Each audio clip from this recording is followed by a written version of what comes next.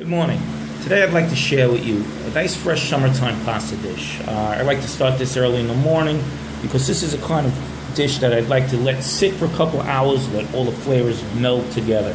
This is called pasta alla Romana. It's very simple, just a couple of ingredients, and it's just a wonderful summertime dish. Very little heat involved. And let me show you what we use. What I have here is some really ripe Roma tomatoes. Roma tomatoes are probably the best for this dish because they're very juicy. The shape of them makes them easy to work with because you're going to need to slice them and dice them very tiny. You're going to need a very sharp knife. If you ever work with ripe tomatoes, you know what I mean. We also have some fresh basil, a nice amount of basil. This is probably about 2 cups worth that I picked from the garden. We got some fresh locatelli cheese and pretty much basic. Nice fresh olive oil, fresh ground black pepper, salt, and did I mention the garlic? Plenty of garlic. Maybe a head and a half, depending on how flavorful the garlic is. Alright, so let's get started. Let me show you how I like to dice the tomatoes, and here we go. Excuse my hand. Knife has to be very sharp. Slice it across the middle. Cut the ends. Take out the little core piece in the middle. This side too.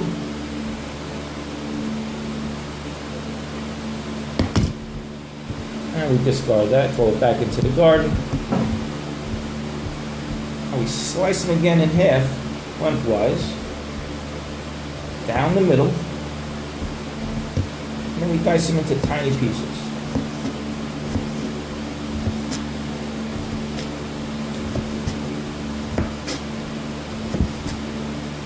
Now the end one you want to cut again twice because that's the part you're holding. You want it small. The smaller the pieces, the better. The other side, slice it in half, down the middle, dice it tiny. Again, notice a nice sharp knife makes it easy. When you're working with ripe tomatoes, you know how difficult it can be trying to cut through that skin. Alright, so here we go. Right. We got about 3 pounds, probably a little over 3 pounds, maybe 3.5 pounds of finely diced Roma tomatoes. Alright, here we go.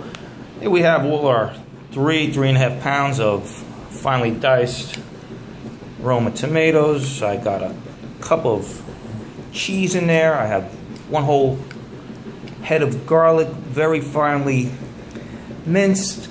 Actually, after I put it into the mini chopper, I put it into my pestle and mortar, and I added a little salt, and I made it almost into like a paste. I saw that from some chef. It just seemed like the perfect idea for this. So instead of getting a big chunk of garlic, a bite of garlic in your mouth, you get a nice flavor of garlic, but you're not getting that big chunk of garlic that's just sometimes a little too overpowering. Alright, looks like it's coming together very nice. A little more cheese. I like to add a lot of cheese. I'm going to put this in. Oh, got a little piece of cheese in there that we don't want. Let's remove that. Let's add a little more salt. Help to bring out. Now that cheese is very salty, so you don't want to really over salt it. You can always add more later, but you have to add some salt because that'll help to bring more of the juice from the tomatoes and make it nice and liquidy. Because don't forget, that's it. There's, other than the olive oil, some fresh ground black pepper, there's nothing else that's going to go into this dish. I do have a nice fresh hot cherry pepper I just picked from the garden. I know it's the summertime. A lot of people don't like heat in the summertime, but I think I'm going to dice that up and throw it in here as well. Alright, here we go. A little black pepper.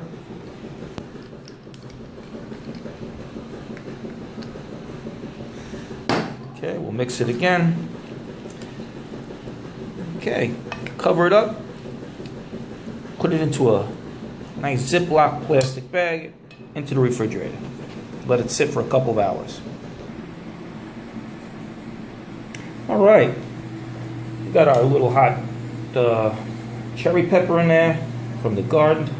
Let's get a little olive oil in there to loosen it up a little bit. And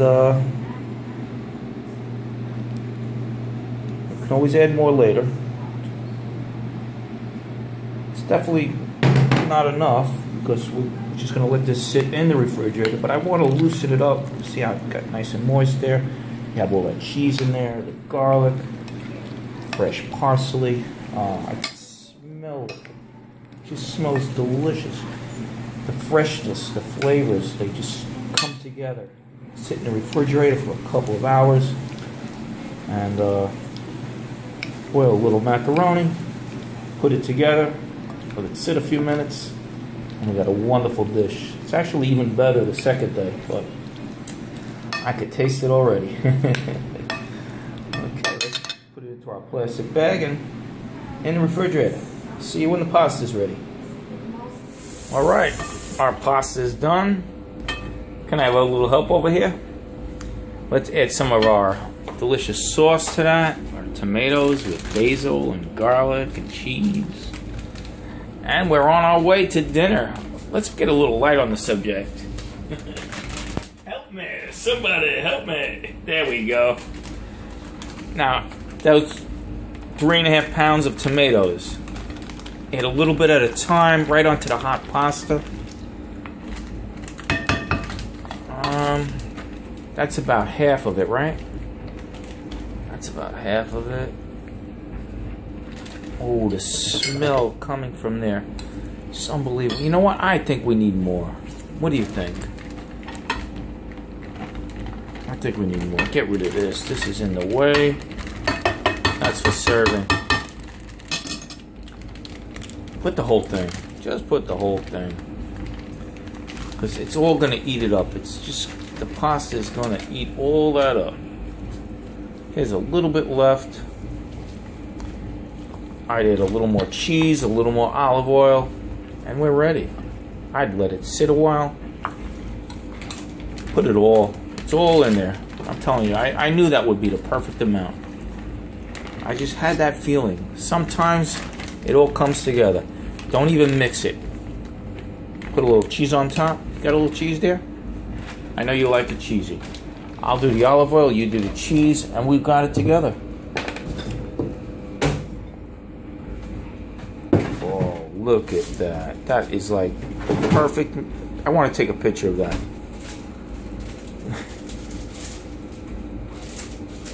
Alright, a little more cheese on top. Look at that. That's a beautiful thing. Isn't that beautiful? Look at the basil. Come on, get some cheese on there, baby. You gotta do it by hand. On top, let's put a little olive oil on top of the cheese. That's good. That's good. That's perfect. A little olive oil. Come on, baby.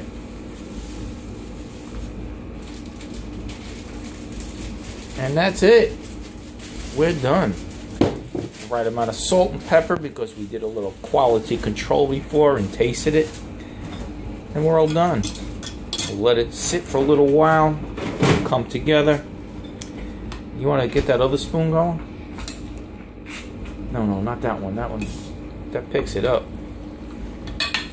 Underneath, we mix it together. And just let it sit together for a little while. I'd say about a good half hour, an hour. Look at that. Oh my Lord. I'm glad I didn't wear socks. Let's try a little quality control here. Quality control.